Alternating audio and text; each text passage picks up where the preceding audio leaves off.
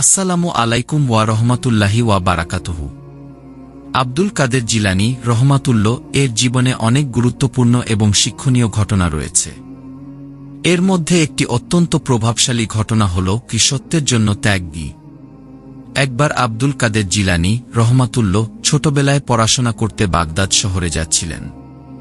তার মা তাকে 4 স্বর্ণমুদ্রা দিয়েছিলেন, যা তিনি তার কাপড়ের নিচে সেলাই করে লুকিয়ে রেখেছিলেন।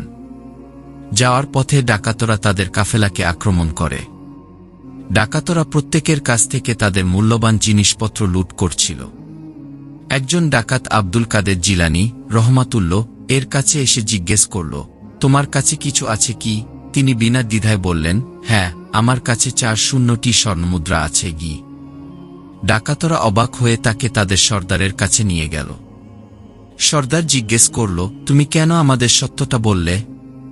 তুমি তো মিথ্যা বলে রক্ষা পেতে পারতে কি? তখন আব্দুল কাদের জিলানী রহমাতুল্লাহ উত্তরে বললেন, আমার মা আমাকে বলে দিয়েছেন কখনো মিথ্যা বলতে নেই।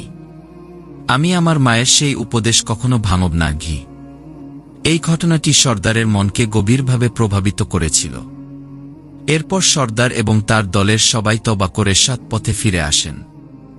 এই ঘটনা আমাদের শেখায় যে সত্যের পথে থাকা জীবনের সবচেয়ে গুরুত্বপূর্ণ নীতি।